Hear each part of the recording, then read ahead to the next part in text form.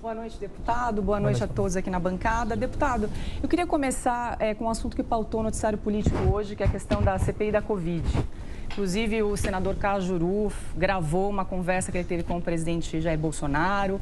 O Jair Bolsonaro disse que seria a favor, não se oporia a uma CPI da Covid, desde que aumentasse, ampliasse o escopo da CPI, que não ficasse restrita a só uma investigação do governo federal, mas também que incluísse estados e municípios. Veja só, Paula, ele não pediu para abafar a CPI. Não, eu não falei... Não, eu sei. Você, por favor. Você está corretíssima. É que eu queria fixar, permita-me fixar, o presidente não pediu para enterrar essa. Ele só falou o seguinte: a mesma maneira que vão investigar, eu quero que investiguem a todos. Está perfeito, exatamente. Paula. E o senador Cajuru, enfim, deu audiência aí para essa gravação que foi feita. Eu gostaria de saber a sua opinião a respeito dessa gravação, da forma como foi feita pelo senador Cajuru. E se o senhor é a favor da instalação dessa CPI, o que deve ser investigado?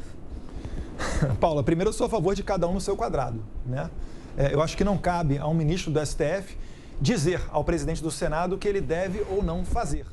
E isso daí já se vê que abre margem para uma esculhambação, né? O senhor fala do ministro Luiz Roberto Barroso. Que... Por exemplo, tem deputado entrando agora falando que é o seguinte: já que tudo que é cumprido o requisito, o presidente da Câmara ou do Senado tem que abrir, fala, não, vamos abrir então o impeachment do presidente Bolsonaro. Por outro lado, o próprio Cajuru entrou no STF, vamos abrir o impeachment do ministro Alexandre de Moraes, né? E agora, como é que faz?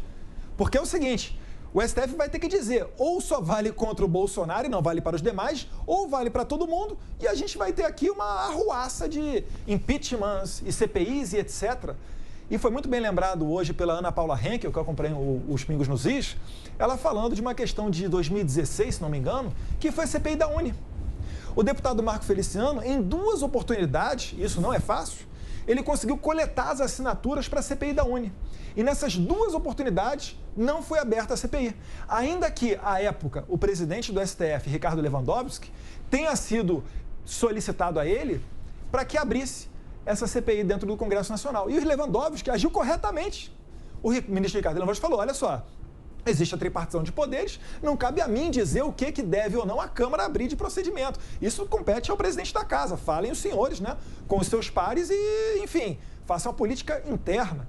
Então, eu vejo com muito perigo essa questão toda, Paula.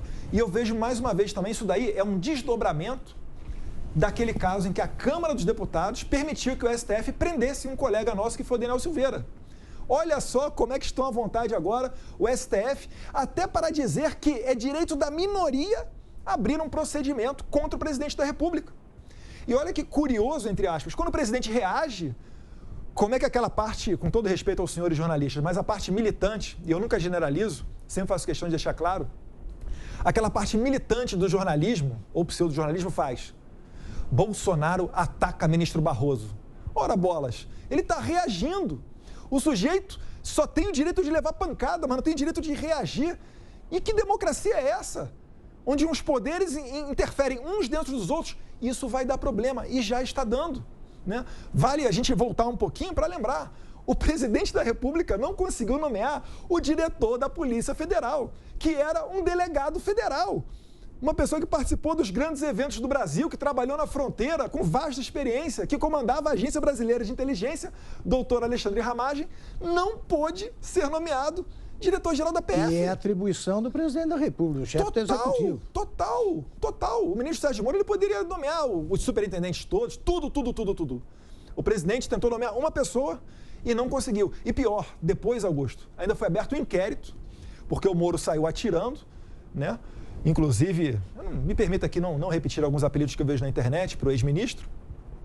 E ele disse o seguinte: Jair Bolsonaro tentou interferir na Polícia Federal para salvar os seus filhos. Esse, pelo menos, foi o enredo que ficou fixado. Para salvar os seus filhos da PF. E como prova cabal, o que ele argumentou? A tal reunião secreta ministerial, que o ministro Celso de Mello tornou público e, na minha opinião, com a intenção política de desgastar o presidente, mas a sua distância da realidade foi tão grande que o tiro saiu pela culatra. Aquela reunião pública, quando veio à tona, e o presidente é um sortudo. O presidente é muito sortudo, Leda, porque na ânsia de dar o furo jornalístico, A CNN pegou a fita sem ver e divulgou na íntegra, com todos os palavrões, o que humanizou ainda mais o presidente da República. Esse dia, Leda, eu lembro que eu estava em Maresias, junto com o ex-secretário de comunicação, Fábio Van Garten. Eu entrei para surfar. Todo mundo dentro d'água, quando me reconhecia, vinha falar comigo. Pô, fizeram propaganda de graça pro seu pai está reeleito, que não sei o quê, que não sei o quê.